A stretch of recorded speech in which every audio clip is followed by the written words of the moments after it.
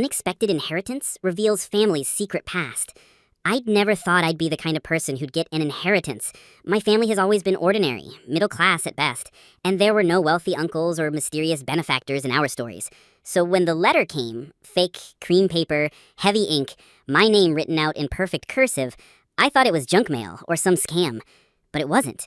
The letter told me I'd been left a substantial inheritance. Not a little, not a token, but something that made my knees shake.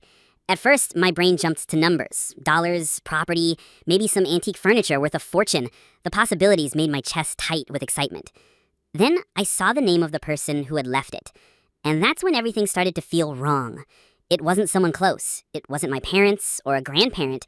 It was a relative I didn't even know existed. A name I had never heard once in my entire life.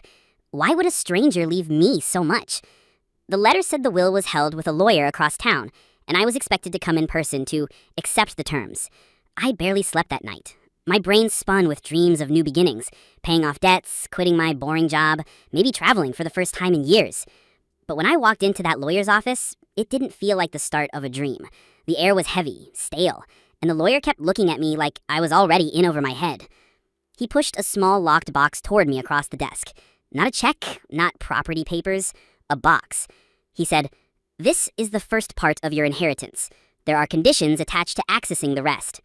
I stared at the box, my fingers trembling as I pulled it closer. The lawyer handed me a single iron key, old-fashioned, like something from a movie. When I opened it, I expected jewelry, maybe bonds, some proof of value. Instead, I found a stack of letters. The paper was yellowed, edges curled, the ink fading but still readable. The handwriting was jagged, rushed, like whoever wrote them didn't want to be caught. The top letter had just one line, scrawled in messy handwriting. "If you are reading this, the truth of our family will no longer stay buried." My heart stopped. I looked up at the lawyer, but his face gave me nothing. He just said, "There's more, but it's not simple." And that was the moment I realized this wasn't just money. This was something much bigger, something darker, something that could rewrite everything I thought I knew about where I came from. The lawyer slid the rest of the papers toward me, but before I could even pick them up, my phone buzzed in my pocket. When I glanced at the screen, my stomach dropped. It was a message from an unknown number. "Stop digging. Some things are better left buried." I swear my blood turned to ice when I read that message. My hands shook so badly the phone almost slipped out of my grip. How could anyone know? The box had barely been opened. I hadn't told a single soul about it. Not even my parents. Not even my closest friend. The lawyer hadn't even left the room. I looked up at him, my face pale, and asked, "Did you give my number to anyone?" He frowned, confused. "Of course not. Why would I? Only you and I are supposed to know about this meeting." That made it worse. Way worse. I shoved the phone back into my pocket, not wanting to let him see the text just yet. My heart was racing too fast, my mind spiraling with questions. Who sent that? Why now? And how did they know I'd opened the box? The lawyer cleared his throat, bringing me back. He slid a folder across the desk. "You need to understand something," he said, his voice low and deliberate. "This inheritance isn't like most. There are stipulations, certain conditions." I tried to focus, but that message pulsed in my pocket like a ticking bomb. "What kind of conditions?" I asked, my voice a little sharper than I intended. He opened the folder, revealing more documents, all neatly organized but thick with old paper. The deceased left not only assets, but instructions. You are to read these letters in order before you can access the remainder of the estate. I frowned. "So, homework before I get the money?" His lips pressed together, serious. "Not homework, a story, a history, and from what I've seen, not an easy one. The letters reference events, things that aren't on any public record, things that, if true, could be unsettling." Unsettling. That was such a lawyer word. My brain snagged on it. He meant dark. He meant dangerous. But the thought of walking away? No chance. Not with the kind of money they'd hinted at. So I took the first letter, holding it carefully like it might crumble in my hands. I didn't even make it past the first few sentences before my heart dropped again. The writer talked about my grandfather. Only not the grandfather I knew. Not the one who raised my dad. The man whose photo sat above our fireplace. This letter spoke about another man, someone else entirely, connected to my bloodline in ways nobody had ever mentioned. The tone was panicked, almost desperate, hinting at betrayal and shame. Words like forbidden, hidden, and must never be spoken leapt off the page. I snapped the letter shut, my mind spinning. How could this be? Was my family hiding another grandfather? Another branch of blood none of us had been told about? Before I could even think what to do next, my phone buzzed again. Same unknown number. Another message. "You've opened the first letter. If you care about your family, stop now." My breath caught. They knew. Somehow, whoever was on the other side of that number knew exactly what I was doing, moment by moment. The lawyer noticed the look on my face. He asked, "Something wrong?" I hesitated. If I told him, would it make things worse? Could I even trust him? He was, after all, part of this whole thing. He knew more than I did. I shoved the letter back into the box and snapped it shut, forcing a smile I didn't feel. "Nothing," I lied. "Just work stuff." But my brain screamed with panic. Who was watching me? That night I couldn't sleep. The letter sat on my desk, the box closed but heavy, like it was sucking all the air out of the room. Every time my phone buzzed, I jumped, but no new messages came. Until just after midnight. Another text. This one was different. "If you want answers, come alone tomorrow. The old railway station, 9 p.m. My heart pounded so hard I thought it might crack my ribs. This wasn't just about money. It wasn't just about history. Someone out there didn't want me to know the truth. And now they wanted to meet. I didn't tell anyone. Not my parents, not my best friend, not even the lawyer. The text said, "Come alone," and I wasn't about to test whoever was behind it. The whole next day felt like I was living inside a fog. I went through the motions at work, my body present, but my brain replaying those words over and over. The old railway station, 9 p.m. By the time the sun went down, my stomach was twisted in knots. I drove out there anyway, my hands white-knuckled on the wheel. The station had been abandoned for decades, a skeleton of rusted beams and shattered glass. It looked like the kind of place where horror movies started. When I parked, the silence was suffocating. Just the distant hum of crickets and the crunch of gravel under my shoes. I kept my phone tight in my palm, the glow of the screen the only light besides the moon. "Hello?" I called out, my voice too loud in the emptiness. For a moment, nothing. Just the sound of my own heartbeat hammering in my ears. Then, movement. A shadow detached itself from the far side of the platform. A man, tall, wearing a hood pulled low. He didn't run, he didn't hide. He just stood there, waiting. "You got the letters." His voice cut through the dark, low and rough. I froze. "Who are you?" He stepped closer, and even though I couldn't see his face, I felt his eyes on me. "That doesn't matter. What matters is that you stop. Now. Put the letters back in the box, walk away. Pretend none of this ever happened." I clenched my jaw. "Why? What's in them?" His silence was louder than any answer. Finally, he said, "The truth will ruin you. Ruin your family. You think inheritance is a gift? It's a curse. That money was never meant to make you rich. It was meant to drag you into this mess." My hands were shaking, but something inside me snapped. "Then why leave it to me?" That's when he moved so close I could smell the smoke on his jacket. His voice trapped to a whisper, almost a growl. "You're not who you think you are." My breath caught in my throat. Before I could even respond, headlights flared in the distance. A car screeched into the lot, gravel spraying. The hooded man turned fast, his whole body tensing.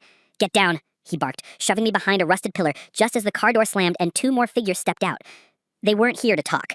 I saw the glint of metal in one man's hand. A gun. Everything erupted at once. Shouts, footsteps pounding, the crack of the first gunshot echoing through the hollow station. My ears rang, my heart raced, and all I could think, this wasn't about money anymore. This was war. The first gunshot ripped through the air like lightning splitting the sky. My body went cold, my legs frozen against the pillar. I could taste metal in the back of my throat. The hooded man yanked me down hard, forcing me into the dirt. "Stay low," he hissed. His voice wasn't afraid. It was sharp, urgent, like he'd been through this before. More shots followed, sparks flying as bullets pinged against the rusted steel beams of the station. My ears rang so badly that for a second I thought I'd gone deaf. The men from the car spread out, shadows moving fast, methodical. They weren't amateurs. They weren't just here to scare us. They were here to finish something. The hooded man grabbed my wrist and shoved something into my palm. Cold, hard. My stomach lurched when I realized what it was. A knife. "He might need it," he muttered. I almost dropped it right there. My hands weren't made for holding weapons. They were made for typing, for turning pages. I was just some normal person. And now I was clutching a knife in the dark while people fired guns not 30 feet away. A crash exploded to my left as one of the shooters kicked through an old wooden panel. He spotted us immediately, his gun rising. My brain screamed, "This is it. I'm going to die in a place that smells like mold and rust." But the hooded man moved faster. He tackled me sideways, and the bullet smacked into the pillar where my head had been. The force knocked the knife from my hand, sent it skittering across the ground. "Run," he barked. I scrambled, half crawling, half stumbling toward the far end of the platform. My lungs burned, my knees scraped against concrete. Behind me, I heard fists, grunts, the crack of another shot. The hooded man was fighting them. For me. I didn't look back until I reached the jagged remains of a broken staircase. I ducked low, sucking in ragged breaths. That's when I realized I still had the letters stuffed in my jacket pocket. The inheritance, the secrets, the reason these men were hunting me down. And then I thought of the words the hooded man had whispered. "You're not who you think you are." Another shot. A cry of pain. I risked a glance around the corner. The hooded man was on the ground, clutching his arm, blood seeping through his sleeve. One of the attackers loomed over him, raising the gun for the final shot. My body moved before my brain could. I lunged for the fallen knife, grabbed it, and charged. My hand shook so violently that I could barely hold it steady, but adrenaline drove me forward. I slammed into the man with all my weight, knocking him sideways. The gun went clattering across the floor. The hooded man seized the moment, kicking his attacker square in the chest, sending him crashing into a rusted beam. The second man fired, but the bullet ricocheted off metal and zipped harmlessly into the dark. For a moment, just a breath, everything went silent. Then, sirens. Distant, but getting closer. The gunman froze, exchanging a look, and without a word they bolted, disappearing into the night. I dropped the knife, my whole body trembling. My hands, my clothes, even my face streaked with dirt and blood. The hooded man staggered to his feet, wincing, his arm still bleeding. "This is what I meant," he said, his voice ragged. "This is the cost of digging, and it's only the beginning." I wanted to scream, cry, collapse right there, but then he reached into his pocket and pulled out something small, an old folded photograph. He shoved it into my hand. "Look at it," he said. I opened it with trembling fingers. My heart stopped. It was a photo of a young woman holding a baby. The woman looked hauntingly familiar. Her eyes, her mouth, her expression. She looked like me. "Who is this?" I whispered. His answer cut deeper than the bullets ever could. "Your real grandmother, the one your family erased." My stomach dropped into a pit of ice. Before I could say anything else, the sirens screamed louder, closing in. The hooded man grabbed my shoulder, his eyes burning into mine. He said, "Decide fast. Do you want the truth, or do you want to stay safe?" And then the police lights burst over the station, painting everything in red and blue. The red and blue lights hit me like a tidal wave. The sirens screamed louder as 2 squad cars slid into the gravel lot, tires spitting rocks, doors slamming. I froze, the photograph still clutched in my trembling hand, my jacket pocket heavy with the hidden letters.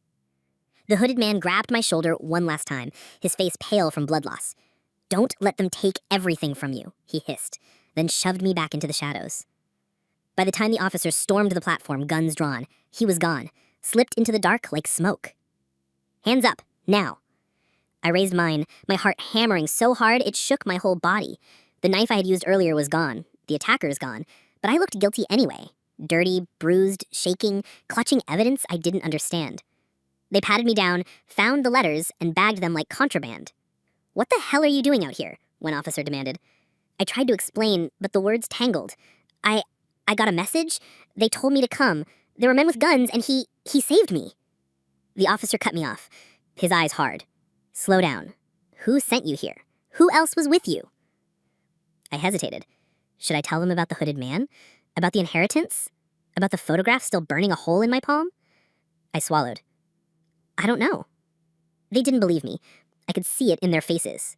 They loaded me into the back of a squad car, my wrists itching from the cuffs. As the engine rumbled, I glanced down at the photograph hidden under my thigh. The only reason they hadn't taken it was because I hadn't let go. I stared at the woman's face again, my face, and the baby in her arms. Who was that baby? The police didn't charge me that night, but they didn't let me go either. They kept me at the station until dawn, grilling me about what I'd seen, who I'd met, and why I'd been at the railway. I repeated the same answers, trying to sound calm even though my whole body shook. I didn't know who they were. I didn't know why they wanted me there. I didn't know anything. By the time they released me, the sun was up, pale and weak, and I felt like I'd aged 10 years in one night. I stumbled home, locked the door, and collapsed on the floor. My phone buzzed. A new message. "You've chosen the letters over safety. Don't say you weren't warned." My stomach clenched. I checked the sender. Same unknown number. I should have destroyed the letters. I should have burned them. But instead, I pulled the box out, my hands shaking, and tore open the next one. This letter was different, the handwriting more desperate. It spoke of betrayal between siblings, of an affair that should never have happened, and of a child hidden away to protect the family's reputation. My pulse thudded as I pieced it together. The woman in the photograph wasn't just my grandmother. She was the other woman. The shame, the scandal buried so deep no one dared whisper it. The child in her arms was my father, which meant the man I'd always called my grandfather wasn't my blood at all. And if that was true, then half my family's story was a lie. I didn't notice the knock at my door until it turned into pounding. "Police, open up!"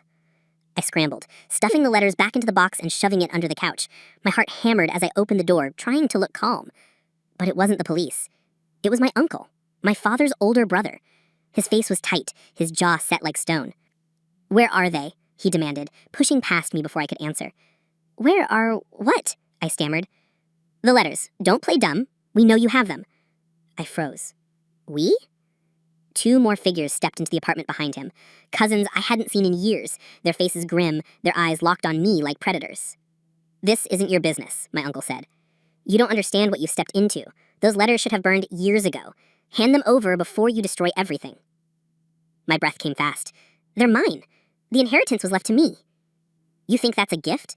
It's a curse, and if you keep reading, you'll drag us all down. I wanted to deny it, but the truth was already unraveling in my mind. The photograph, the letters, the hooded man's words. The family had been hiding this for generations.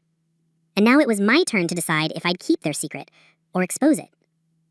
The standoff broke into chaos. My uncle lunged for the couch, but I was faster. I grabbed the box, clutching it to my chest. Get out, I screamed, my voice cracking. This isn't your house, and these aren't yours. He snarled, but before he could grab me, one of the cousins yanked him back. Leave it. If they want to burn, let them burn. The 3 of them stormed out, slamming the door so hard the frame rattled. My knees buckled, and I sank to the floor, the box heavy in my lap. I knew then there was no way back. If my uncle knew, the whole family knew, which meant they'd stop at nothing to silence me. That night, I opened the 3rd letter. It wasn't just a confession, it was a map. Old addresses, names, dates. People who had been paid to keep quiet, people who might still be alive. And in the corner, a single phrase scrawled in shaky ink. The truth must outlive the lies. I sat there in the dark, the photograph in one hand, the map in the other, and realized I wasn't just uncovering a family secret. I was being dragged into a war they'd started decades ago. And whether I wanted to or not, I was already too deep to stop. Weeks passed. I thought the worst was behind me. The letters were locked in a safety deposit box, the photograph tucked into my wallet like a reminder of everything I'd endured. My uncle and his brood hadn't come back. The text stopped. The hooded man vanished like he'd never existed. Life almost began to feel normal again. Until the envelope showed up. No return address, just my name scrawled across the front. I sat at the kitchen table, my hands trembling as I tore it open. Inside was a single sheet of paper. No letter, no explanation, just a photocopy of the same photograph I'd been carrying, the young woman holding the baby. Only this time, someone had circled the baby's face in red ink, and beneath it, in block letters, one chilling sentence. It's not your father, it's you. I dropped the paper, my chest tight, my vision swimming. Because if that was true, then everything I thought I'd uncovered was only the surface, and the real secret was still waiting for me.